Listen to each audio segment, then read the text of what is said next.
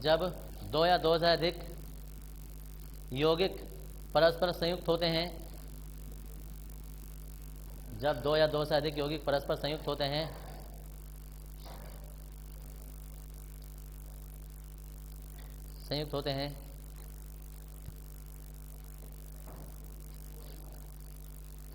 तो प्राप्त उत्पाद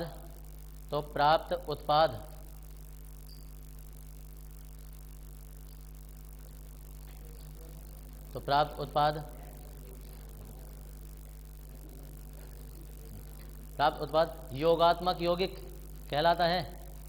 तो प्राप्त उत्पाद योगात्मक यौगिक कहलाता है।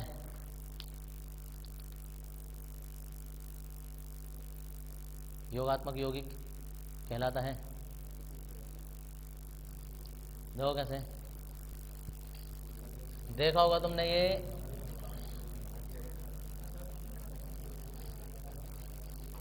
अरे देख लो भाई इधर।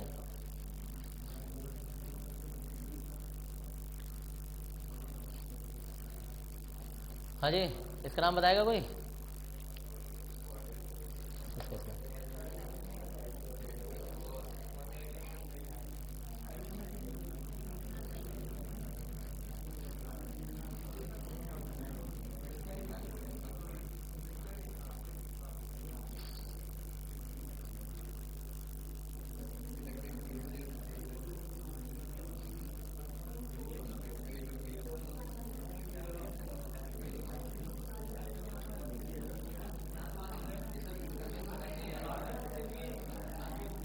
ये सब डाल लेंगे उदाहरण में, जैसे ही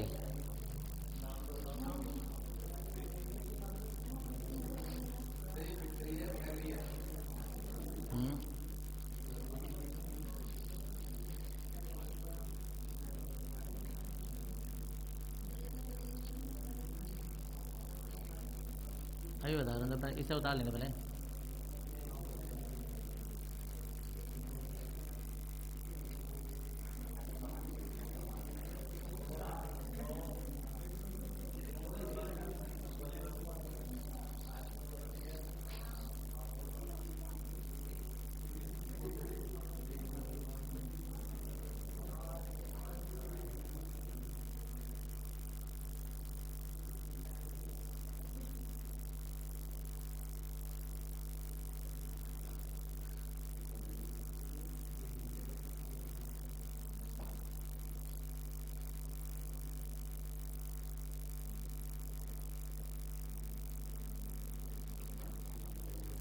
यहाँ तक आ जाओ।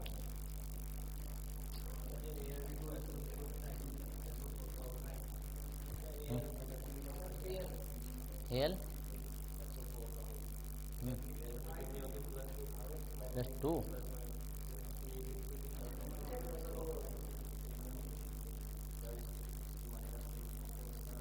टेबल जब तक वो नहीं पता होगी ना तब तक तुम सही योगात्मक योगी बनेंगे नहीं। 2 माइनस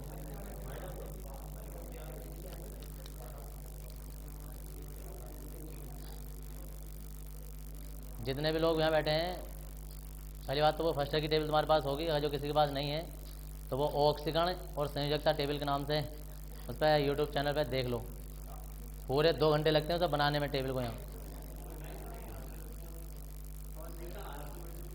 दिख जाएगा, दिखाओ कौन सी वाली इसमें, इस वाली टेबल पे उसकी वो क्वालिटी बढ़ा लेना ना यूट्यूब से। तो यार एक और बात भी है ना, अब वो टेबल इतनी बड़ी है, अब बोर्ड पे कैसा है तुम देखना, बोर्ड पे भी 3 लाइनों की बनो हुई है वो यार। अरे वाह, अब बताओ कैसे करा जाए उसमें बोर्ड। टेबल देखो 3 लाइनों में टेबल हुई है, वो इधर भी है यहाँ भी है, ऐसे करके है वो टेबल। देखो कितने में यहाँ आकर रुको हुई है वो पूरे बोर्ड पे। और लिखते लिखते अरे सुनो इधर, और उसमें ध्यान देना खाली ऊपर और नीचे की जगह खाली नहीं, यहाँ तक टेबल लिखा हुई है वो, और फिर यहाँ तक लिखा हुआ है यहाँ से, तो खाली तो छुटा हुई भी नहीं है।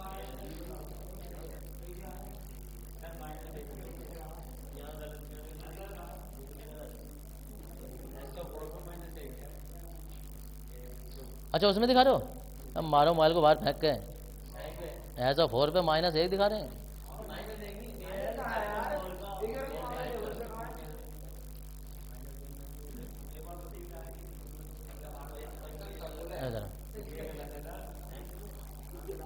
देखो इधर, तुम जो देख रहे हो ना, अरे तुम जो देख रहे हो ना फिटकरी का फॉर्मूला है, तो वो देख रहे हो तुम मूलानुपाती सूत्र, उसमें 2 से गुणा करो और ये बनेगा अणु सूत्र।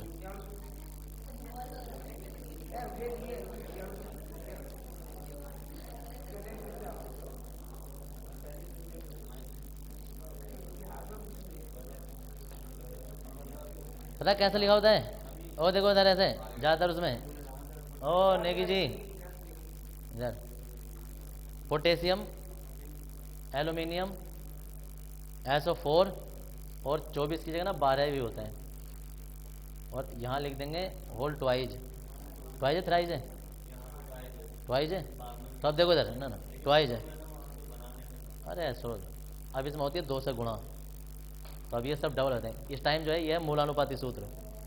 जब इसमें 2 से गुणा होती है ना तो ये K2 बन जाएगा, इसमें के SO4 इसे मिल जाएंगे, ऐसा करके Al2 हो जाएगा। और ये देखो ना ध्यान से 4 है तो 1 यहाँ खर्च हो गया तो 3 यहाँ जाएंगे।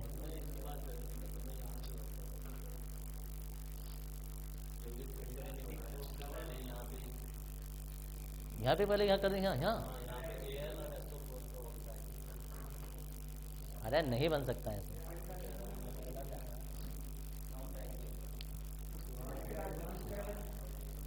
देखो इधर, अब समझो होता क्या है। ये सब उतार लिया यहाँ तक, क्या हो गया? चलो भाई मजाक मजाक में यहाँ भी पढ़ लो, मजाक मजाक में केमिस्ट्री खत्म हो जाएगी और मजाक मजाक में एग्जाम भी हो जाएंगे और तुम मजाक ही करते रह जाओगे। देखो हम यहाँ यौगिक बनाने का तरीका नहीं पढ़ रहे हैं यहाँ, समझ रहे जी? यौगिक हमने बना लिया, काफ़ी आगे ही बनाएंगे। दरअसल यौगिक मुख्य रूप से, अबे या तो अपनी चोंच लड़ा लो या हमारी सुन लो ना, कौन सी बात है यार, एक बार मना कर दिया आदमी को इज्जत रास आ जानी चाहिए। ये क्या बता रहे हैं, अपना आप बकवास कर जा रहे हैं। तो योगात्मक यौगिक की बात कर रहे हैं, तो योगात्मक यौगिक से मतलब हमारे पास ये नहीं है कि हम यौगिक बनाने सिखा रहे हैं। हम बनाने सिखा रहे हैं कि यौगिक जो बना बनाया है, जो बना बनाया यौगिक है, अगर हम उसे तोड़ेंगे तो वो टूटेगा कैसे, ये है। तो पहली बात तो एक कॉमन नॉर्मल सी बात बताइए कि अगर जो 2 या 2 से अधिक यौगिक आपस में मिल जाएं, एक नियम याद रख लेना, अगर तुम्हें किसी को नियम ना पता हो तो दुनिया में जो हमें आवर्तसारणी में मिलते हैं वो तत्व भी मिलते हैं, पता होगा इस बात को। तत्व के अपने परमाणु होते हैं, परमाणु जब आपस में संयोग करते हैं तो अणु बनाते हैं, अणु जब आपस में संयोग करते हैं तो यौगिक बनाते हैं, यौगिक जब आपस में संयोग करते हैं तो मिश्रण बनाते हैं। मिश्रण 2 तरीके का होता है, समांगी और विषमांगी। ये जो मिश्रण बना है, हम इस टाइम यहाँ खड़े हैं, ठीक है जी। तो जो आपस में 2 या 2 से अधिक यौगिक आपस में संयुक्त होकर जो भी उत्पाद बना दें क्रिया करके, तो वो ये बना देंगे इस टाइम। एक यौगिक अपने आप में ये अलग है, ये अपने आप में अलग है, और ये अपने आप बन गया योगात्मक यौगिक। योगात्मक यौगिक होते हैं जिनमें एक्स्ट्रा कोई उत्पाद ना निकले, सब आपस में जुड़ जाएं। अब जुड़ जाने में क्या होता है कि जब कोई योगात्मक यौगिक बन गया ना, तो ये भी अपने आप में 2 तरीके का बनता है, ये भी अपने आप में 2 तरीके का बनता है। एक वो बनता है कि अगर हम उसे तोड़ना चाहें ना तो वापस अपने अवयवों में टूट जाएगा। एक वो होता है कि अगर हमसे एक बार बन गया, अगर हमसे वापस तोड़ना चाहें तो फिर नहीं टूटेगा वो अपने अवयवों में, फिर वो कुछ और बन जाएगा। जैसे कि तुमने उत्क्रमणियाँ अभिक्रियाएं सुनी होंगी कि उत्क्रमण तो ये है कि जैसे बनी थी वापस पीछे को भी आ जाएंगी। एक अनुत्क्रमणीय अभिक्रियाएं होती कि एक बार होगी तब वापस नहीं आएगी, तो ऐसे ये भी है, एक बार अगर जो बन गए तो वापस नहीं आएंगे। तो ऐसे यौगिक जटिल यौगिक, संकुल यौगिक, उप सहसंयोजक यौगिक, या इसके 3-4 नाम अभी और होंगे जो पूरे परिभाषा लिखेंगे तब लिखेंगे। तो ये है। अब इस चैप्टर में हमें ये नहीं पढ़ना है, हमें ये पढ़ना है। उप सहसंयोजक यौगिक ही संकुल यौगिक कहलाते हैं, जटिल यौगिक कहलाते हैं, उप सहसंयोजी यौगिक कहलाते हैं, और उप सहसंयोजी यौगिक को क्या कहते हैं, कोऑर्डिनेशन। तो कोऑर्डिनेशन कंपाउंड भी कहलाते हैं। इनकी खोज जो की थी वो बर्नर ने की थी, बर्नर को इनका पिता कहा जाता है। इन यौगिक की खोज के लिए बर्नर को नोबेल पुरस्कार मिला है। याद रखना, जो ज़्यादातर मोस्टली तुम लोग सोचते हो कि यार उप सहसंयोजी यौगिक का यूज़ क्या होता है, कुछ क्या होता है, तो मोस्टली ज़्यादा दवाइयाँ बनाई जाती हैं, ये जो साल्ट होते हैं या जो केमिकल यूज़ किए जाते हैं वो इन्हीं यौगिक के बनाए जाते हैं। जो प्रयोग कर रहे होते हैं या जो दवाइयाँ वैक्सीन वगैरह बनाए रहे होते हैं वो इन्हीं यौगिक के बनाए जाते हैं, इनसे नहीं बनते, ये होते हैं वो यौगिक। कभी भी किसी दवाई के रैपर को जब तुम उससे उल्टा पलट के देखोगे ना तो उसके साल्ट पढ़ के देखना, तुम्हें कभी भी उसमें ये नहीं मिलेगा पोटेशियम सल्फेट, एल्यूमिनियम सल्फेट या कुछ भी। इतने अजीबोगरीब तरीके के साल्ट लिखे होते हैं कि तुम ना उसका सूत्र बनाना चाहोगे ना, फॉर्मूला, तो बना नहीं सकते। क्यों नहीं बना सकते? क्योंकि वो साल्ट होते हैं। साल्ट मतलब लवण होते हैं। अब वो लवण अपने आप में कोई एक फॉर्मूला नहीं होता है, मतलब कोई एक यौगिक नहीं होता है, वो बहुत सारे यौगिकों को एक साथ मिक्स करके बना दिया जाता है। ऐसा नहीं है कि जब हम कोई पैरासीटामोल बनाएंगे तो वो कोई पैरासीटामोल में 2-4 चीज़ें लेकर बना दी। इसमें क्या होता है, थोड़ी सी मात्रा ये लेंगे, थोड़ी सी ये लेंगे, थोड़ी सी लेंगे, सबको मिला के एक टैबलेट बना दी।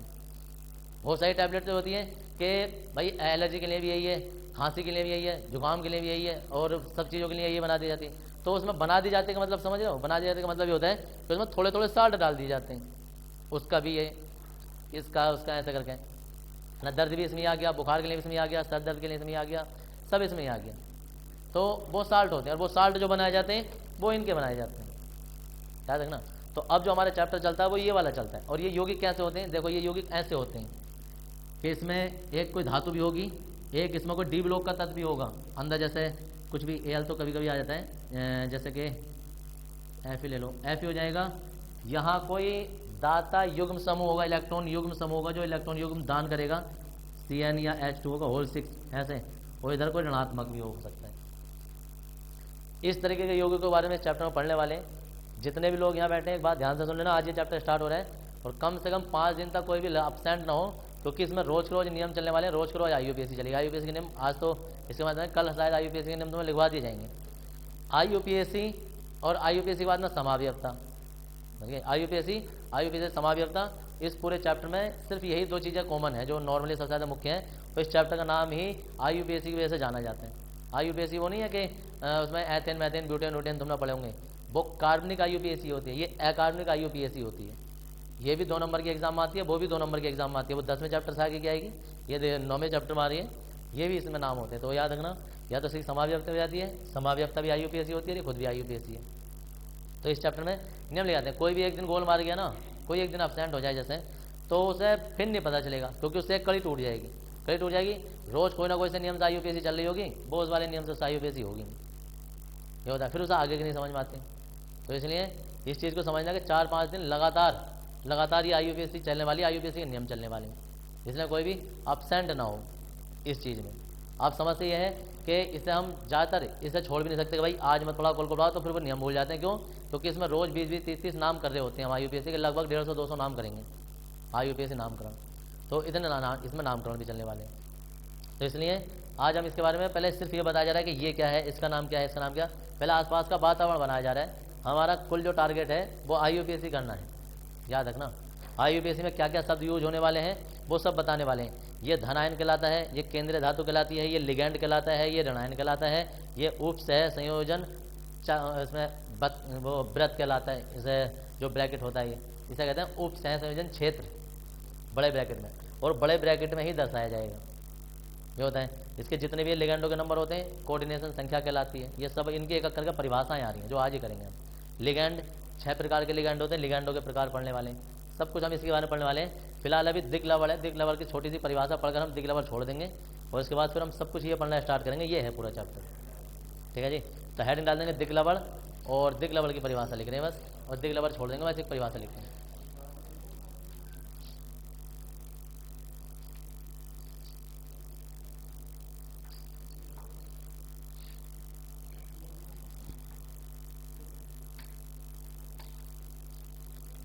लेंगे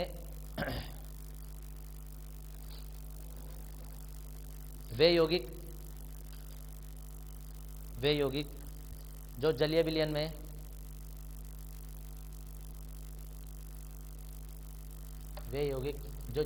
में अपनी पहचान खो देते हैं,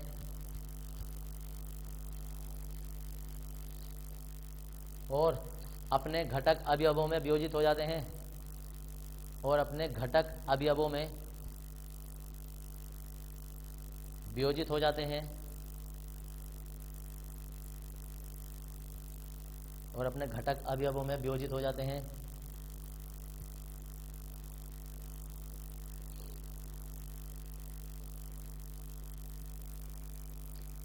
घटक अवयवों में वियोजित हो जाते हैं, दिक लवण कहलाते हैं, दिक लवण कहलाते हैं।